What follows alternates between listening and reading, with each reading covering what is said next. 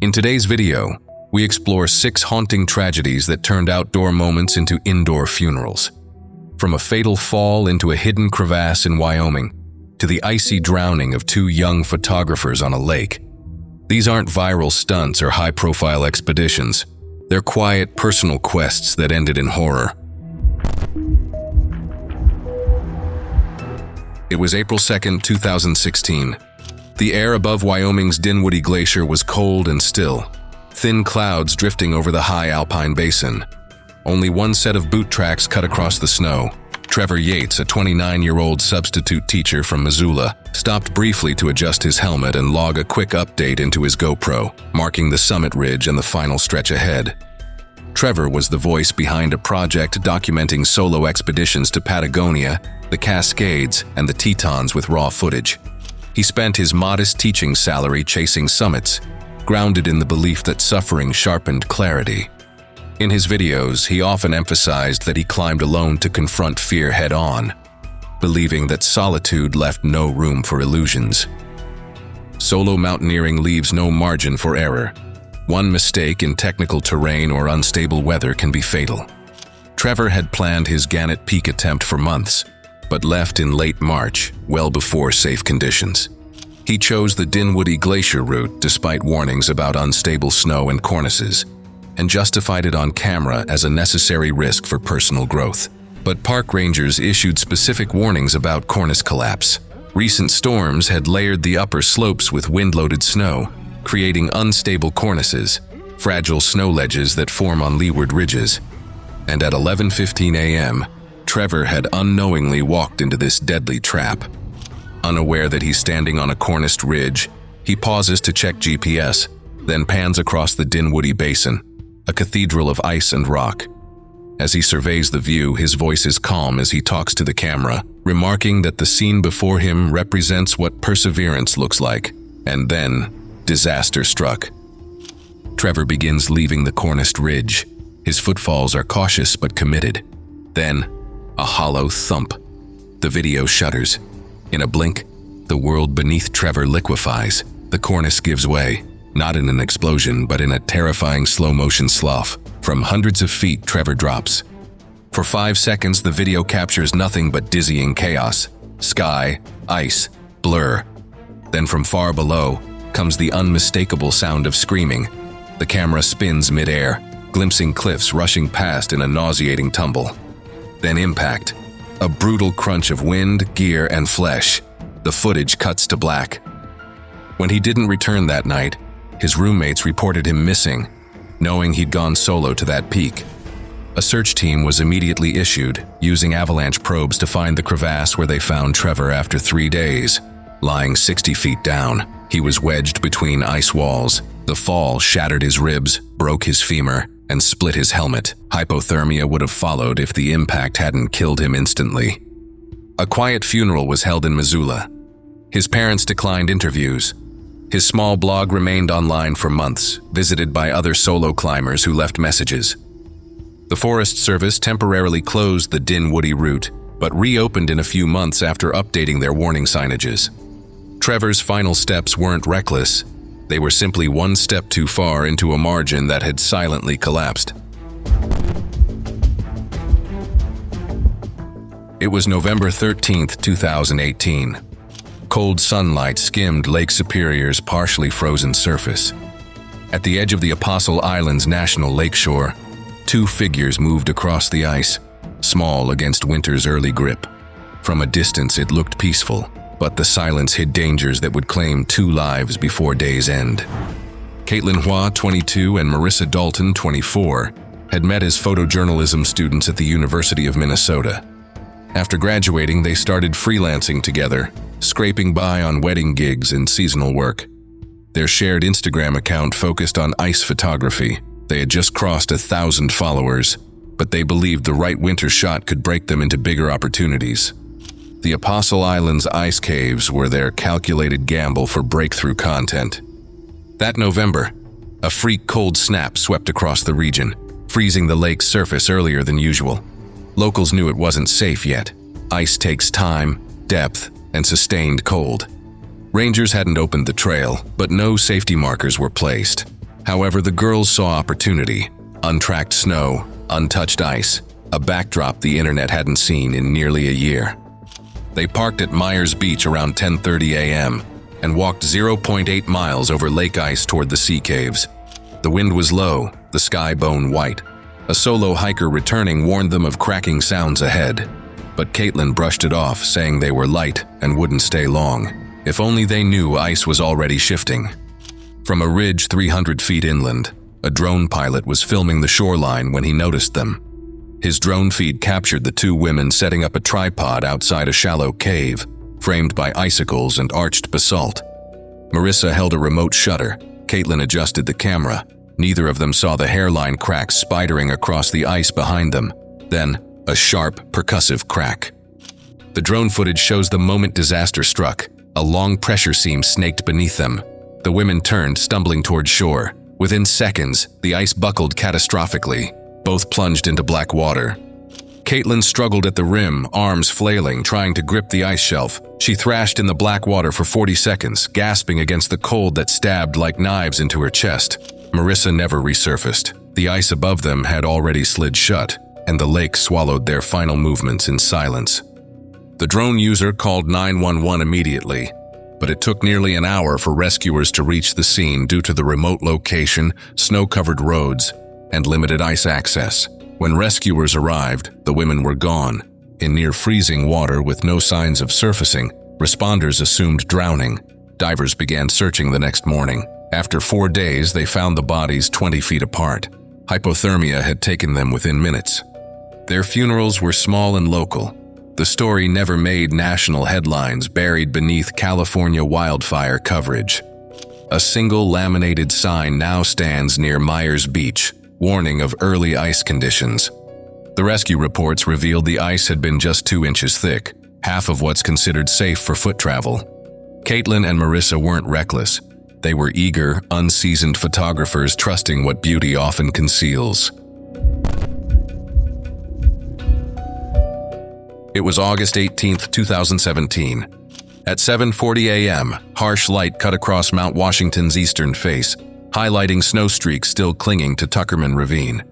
Below the head wall, a lone figure in a windbreaker and crampons angled his phone toward the slope, nervously noting how fast he planned to go. Derek Lang was 35, a residential tech from Concord whose routine workdays contrasted sharply with his online pursuit of adrenaline. A year earlier, he'd discovered glissading through YouTube and Reddit. In high school, he'd broken his collarbone skateboarding off a roof and still kept the board in his garage, cracked and signed by friends. Glissading felt like a return to that thrill, risky, stripped down, and just dangerous enough to remind him he was alive. Glissading is a fast, deceptively simple descent technique using sleds or body slides, reaching over 40 miles per hour on slopes that often hide rocks, ice, or sudden drop-offs, any of which can be deadly. Derek bought a used helmet and retrofitted a $12 plastic sled with nylon straps, referring to it proudly as his speedboard.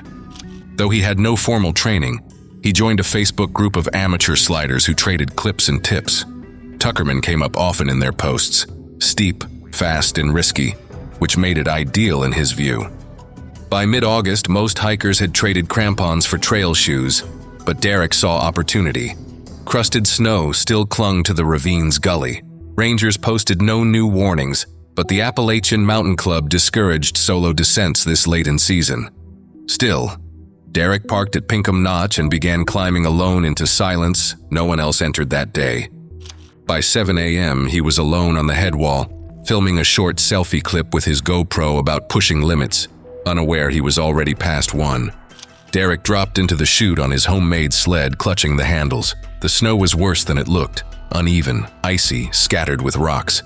His speed jumped fast, 15, then 30, then climbing, like a runaway train on a broken track. The camera's audio picked up only the rising wind. Then came a devastating thud. The impact was sudden and final. Derek struck a granite slab partially covered by melt runoff. His helmet shattered on contact. The sled continued downslope. For 18 seconds, the GoPro recorded faint moaning, wet, irregular breathing. Then silence. A hiker ascending Lionhead Trail spotted the body around 9 a.m. and called for help. Rescue crews arrived in minutes by helicopter, declaring Derek dead on scene from massive cranial trauma and internal bleeding. His body was airlifted shortly. His Facebook glissading group shared the news quietly. A few members posted condolences and warned others to treat summer snow with caution. Local New Hampshire outlets ran brief blurbs. Derek's parents held a private memorial in Concord. His brother later deleted the videos from Derek's channel, leaving behind only one photo. Derek grinning beside a snow-covered slope. No gear visible, no caption. It was September 29, 2015. In the stillness of early morning, Zion's cliffs cast long shadows across the canyons below. High above the Virgin River, 3 men began descending into the subway, a winding gorge shaped by centuries of water. The sky above was calm, but miles upstream the storm had already passed. Anthony Cordderero, 41, was a licensed electrician from Flagstaff who spent weekends canyoneering, sometimes mentoring beginners, always self-guided. Over 6 years, he had completed more than 20 technical canyons across Arizona and Utah. His Instagram, filled with rigging diagrams and helmet shots, had over 700 followers. He often noted that anyone could learn canyoneering if they respected the canyon. Canyoneering requires rope work and climbing skills in narrow, steep-walled canyons where flash floods can appear without warning. Anthony had planned a point-to-point descent through the subway's dry route with 2 work friends. There were no expected swims, just 2 short rappels, and they aimed to be out by noon. But in canyons like the subway, danger can arrive long after the rain has passed. A thunderstorm had hit the high plateau overnight. Rangers issued flood warnings that morning, but the sky had cleared. Anthony, using radar from the day before, believed they would exit the Narrows before any runoff, never realizing the water was already on its way. At 8:12 a.m., they entered the upper canyon, unaware that storm runoff had already begun snaking its way down from unseen elevations. The Narrows were silent, dry and echoing, like a trap waiting to spring shut. After an hour, they reached the first rappel, a narrow vertical chute funneled between smooth sandstone walls. As Anthony rigged the rope, a low, unfamiliar vibration pulsed through the rock underfoot. And then the water arrived, not as a trickle, but as a roaring wall, thick, brown and fast. It rounded the bend like a freight train, swallowing dry rock in seconds and cutting off all exits behind them. GoPro footage later recovered showed Anthony, still on rope, shouted for them to climb higher. As the flood hit, his rope snagged on a rock horn, twisting him sideways. His body slammed into the wall. Trapped in midair, water rose to his chest. He screamed for a knife. He flailed, struggling to turn or lift his face above the current. The flood pinned him down. His friends, stranded 10 feet above, shouted back, helpless. The GoPro caught everything. For 12 minutes, he fought. Then he stopped moving. They stayed there all night, cold, stuck above the flooded chute with no signal. 14 hours later, a routinary patrol found them and Anthony's body still hanging in place, lifeless. His funeral was held quietly in Flagstaff with only family, close friends, and 2 former training partners. The 2 men with him never returned to Zion. Park authorities added new warning signs, but the route stayed open. Each fall, when the first flash flood comes, rangers remind visitors, clear skies don't mean safety. It was March 11, 2018. Winds skimmed the Muldrow Glacier as clouds thinned over the Alaska Range. Kelsey Novak, skiing alone with her pack sled, had spent 4 days pushing through one of North America's most unpredictable glacial zones. No tracks but her own, no sound except the creak of distant ice. Kelsey was 26, a doctoral candidate in geology at UC Davis, specializing in glaciology and climate modeling. Her dissertation focused on structural ice migration in mid-latitude alpine glaciers, and the Muldrow Traverse was to be her keystone dataset. She'd received a small grant from an environmental nonprofit to study seasonal changes by collecting snow samples and creating detailed 3D maps of the glacier. Unlike most adventurers chasing summits, Kelsey was collecting raw data, known among peers for meticulous risk logs and pragmatic field habits. She carried only essentials: pulk, crampons, pitons, and satellite check-in devices. That week, forecasts showed minor snowfall and stable conditions. She had double-checked her route ahead of time using old maps that showed where crevasses had opened in the past. But overnight, a shallow snowstorm swept through the range, depositing several inches and disguising key surface features. At 7:52 a.m. on March 11th, she made her scheduled check-in. At 9:14, GoPro recorded its final entry. The recovered footage began with Kelsey moving methodically, clipped into her sled by a short haul rope. Her GPS unit gave a soft double beep as she paused and nudged a ski pole forward to confirm her direction. Each movement was careful, practiced, but just ahead the snow held a flaw she couldn't see and wouldn't get the chance to correct. She took one step, then another, cautious, exact. On the third, the ground fractured with a dull, splitting crack. The snow bridge beneath her, a hidden shell over deep air, collapsed instantly, dropping her out of frame in a rush of powder and rope. The sled, yanked forward, jerked to a halt at the edge, anchoring the line. The GoPro, still mounted, tipped downward. For 3 hours, the audio track recorded her efforts, the scrape of crampons, the rattle of a carabiner, her breath coming faster, shorter, thinner. Minutes later, the sound of chipping ice marked her final attempt to anchor a line. Then came the slow crumble of something giving way. Then everything was silent.